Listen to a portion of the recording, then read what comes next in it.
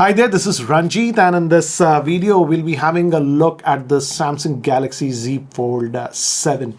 And I have to say I'm like super impressed after actually handling this phone. I didn't went to the launch, I saw quite a bit of videos, but when I actually held this phone for the first time, I have to say Samsung has done it with the Z Fold7, and it's been just about a day since I have been actually using it, so it's not an in-depth review, but in this video I'll let you know what did I feel about this phone, what are the things that I have noticed have improved. And if you guys recall, I have been actually a Fold user, and I have actually actively used the Fold till the Fold 5 series, so I'm really happy to see whatever we as Fold users thought that Samsung should do, they have done with this smartphone.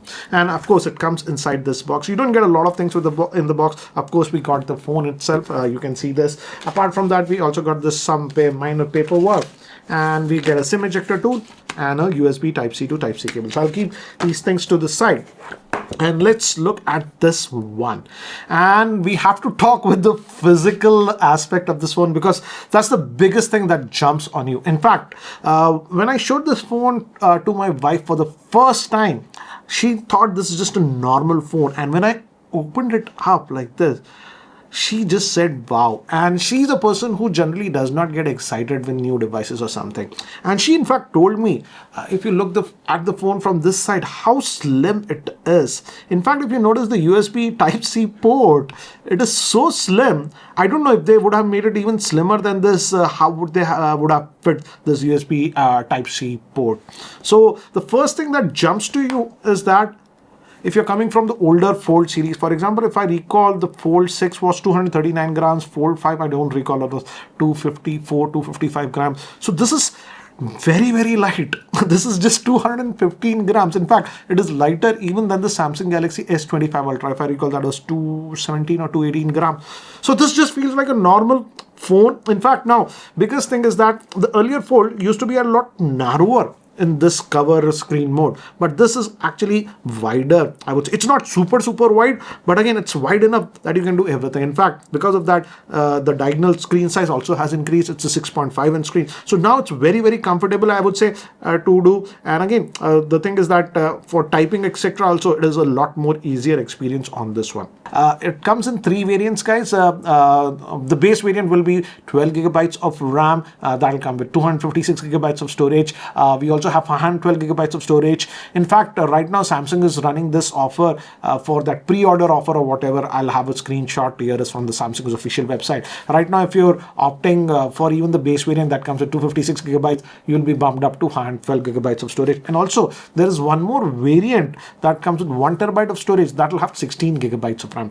This is the review unit that Samsung had sent us, and this is the 12 gigabyte and with the 512 gigabytes of storage. And this is the new color that is known as blue shadow color. In hand feel of the device, it just feels like a normal device, I would say, and it does not feel bulky. Even when it is folded, it is just 8.9 mm, and if I recall, the older Folds from Samsung were 12 point some mm or something. So this is super slim, and of course when you unfold it, it is so slim. In fact, this is just 4.2 mm.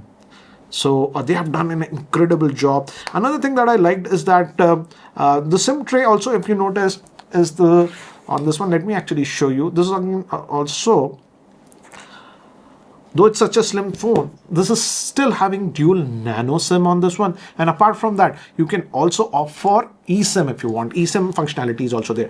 So this is a nice thing that I've noticed, because what I've noticed in some of the earlier foldable device from other brands is that they just offer one physical SIM, other is actually a eSIM. So that way also they haven't compromised on this one. The inner screen also has become bigger now. This is now 8-inch screen. So this is genuinely like a mini tablet, I would say. And of course, Samsung's all multitasking and all those things are there. You can have one app over here, that split screen over here, all those things. This functionality what was there works very well. You can split it, all those things. So in that aspect, I would say they have again, it's very good. Also, another thing that I liked is that this is the first smartphone by Samsung that is now coming with this One UI 8. If I go to about the device and if I go to software information, as you can see, this is One UI 8. which is based on Android 6. And again, very fluid, I have to say. And Samsung is promising next 7 years of OS upgrades on this one. So again, in terms of the in-hand feel and the engineering, what Samsung has done, they have done actually a very good job. In fact, I would say now the crease again is a little bit less visible, I would say, on this one. Yes, if you just try to look at it from an particular angle, yes, you can notice it. But again, this is a lot better, I would say. In fact, Samsung also claims that the glass on this inner screen is also a lot more tougher on this one. Also, coming to the protection on this one, the cover screen is having that Gorilla Glass Ceramic 2, which is, I feel, one of the best in the industry. And the back, this glass is the Victus 2 that you are getting. So in terms of build quality, they haven't done any shortcuts or anything like that. Also, in terms of specs, here are all the specs, guys. I won't go over all the specs, but if you look at the specs, again, it has everything that you expect on a super high-end smartphone that is present.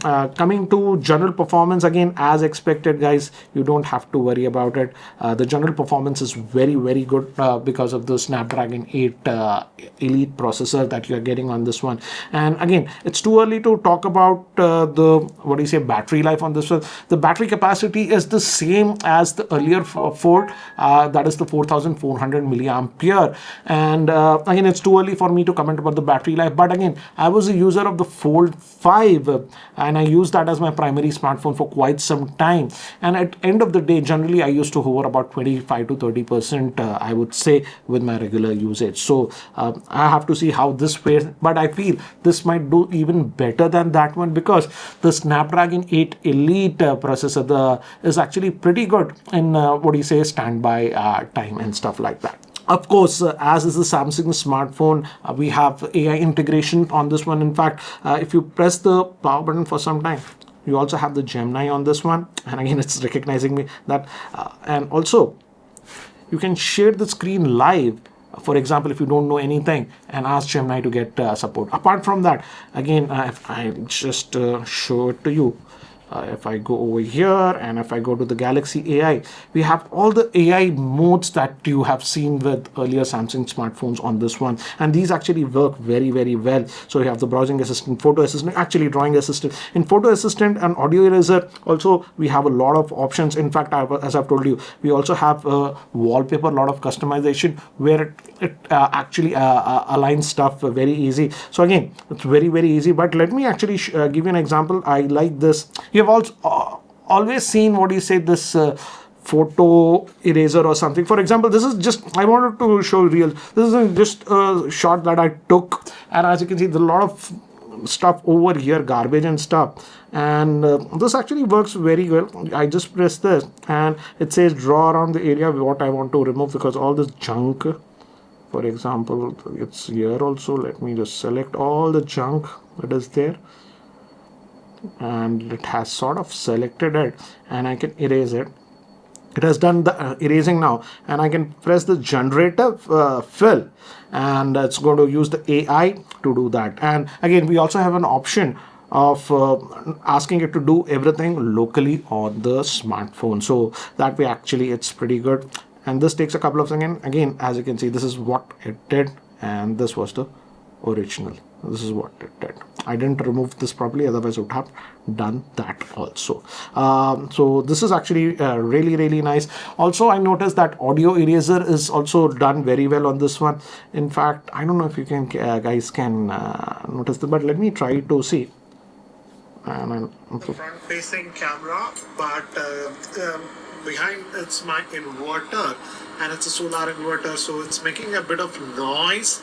So let's see. So as you notice, there was that this video that I took with the front facing camera, so you can see the quality also, but there was quite a bit of noise because of my inverter at the back. And here, if I go back to that video, I can press this and we get to the audio eraser. I will say to enhance the voice, and now let's see that fan noise that was coming from the inverter as front facing camera, but okay, that is coming. So I'll just press it to auto so that it does that, and it'll take a couple of seconds, I think. So it's doing it now, and behind it's my inverter, and as you can see, it's a solar inverter, so it's that complete voice noise. So let's see. This is the raw video. We also have an audio eraser feature. I'll press the original. Fix that. So as you hear, so this works very well, and I noticed that this works. You don't have to do any special settings or anything. You can just shoot the video normally, and later on, if you see some noise, etc., was there, you can easily remove it. It's actually going to be a very helpful tool personally for me, because some of the outdoor videos that you see on my channel, I actually like to shoot it with phones, but many times I have to discard the video because random sound or something that comes. So this is a very useful feature. In fact, this audio eraser not only works in the videos. I tested this one even in a voice recording, and here also I had some voice some noise. It was actually able to do it. So I feel Samsung's implementation of these AI features is actually becoming better and better, and they are adding a lot of useful features that you might use it in real life. Now coming to the camera, here again I feel it's a big upgrade. Finally Samsung has added a 200 megapixel main camera. That's of course having optical image stabilization. Then apart from that, the other cameras that we have a 12 megapixel, that's ultra wide, and we also have a 3x optical zoom, that's a 10 megapixel. Apart from that, on the cover screen we have again a 10 megapixel camera, and if you notice, even in the inner screen, now we have that punch hole kind of a 10 megapixel camera instead of that transparent camera that was a 4 megapixel. So I feel they have done a good job by bringing this back, personally, in my opinion. And again, I just can't get the fact how thin this is. So kudos to Samsung on the engineering that they have done on this one. But one thing to note is that the S Pen support has been removed on this one, and I think so they had to do it to make it this thin, because for S Pen and stuff like that you needed a digitizer that would have actually taken this space, but that's what it is. But let's now look at the camera. I won't waste too much time on the interface. It's very similar to other Samsung smartphones, and you have 2x 3x zoom, and again you can also go up to 30x. So let me do one thing. Let me actually now show you some of the camera samples I have shot with this smartphone. Let's start with some outdoor sample shots that I have taken, and again this shows HDR. This was direct in the sunlight, so HDR does a good job. This was with the main camera, and this was ultra wide. One more example, this was with the main lens, and this was with the ultra wide. Now for some human subjects, these were taken with the main lens in the regular mode, and the color reproduction is good. And here I invoke the portrait mode. This was 3x zoom, this was 2x zoom in the portrait mode, and this was 2x zoom in the portrait mode, and this was again 3x zoom in the portrait mode. This was again 2x. One more example, regular shot, and this was that ultra wide. These shots were taken in indoor conditions, and in this shot the lighting was not that great, but it came out decent. Now for the selfies with the 10 megapixel front facing camera, this was in the regular mode, and here I invoked the portrait bokeh mode for the selfies. Now guys, I'm recording the video with the rear facing camera, and again this is in 4K 60 FPS. One small thing that I really like about this one is that they have added a slider, and I'm just going to zoom out, as you can see, and it does a very cinematic zoom in or zoom out, and you can easily do this, and it's moving within the cameras without any jutters or something like that. So you can get this very cinematic kind of an experience while zooming in and zooming out the default camera. Let me just also walk a little bit. So I'm just walking, as you can see, to give you an idea how is the video stabilization. And again, it's going to handle the dynamic range also very well. This is a very bright area, and this is a shadowed area, and as you can see, it's doing a good job. There's quite a bit of wind, as you can see, but hopefully the audio recording is good. So this is a quick sample recorded with the rear facing camera of the Z Fold7. Recording this video with the front facing camera, and I've set it to actually 4K 30 FPS, and I'm just using it walk style, and I'm just going to walk, and again there are some steps also, so I'm just climbing the steps, and at least in the preview it actually looks very good. But you guys let me know, what do you feel about the same. I just moved to a slightly shadowed area.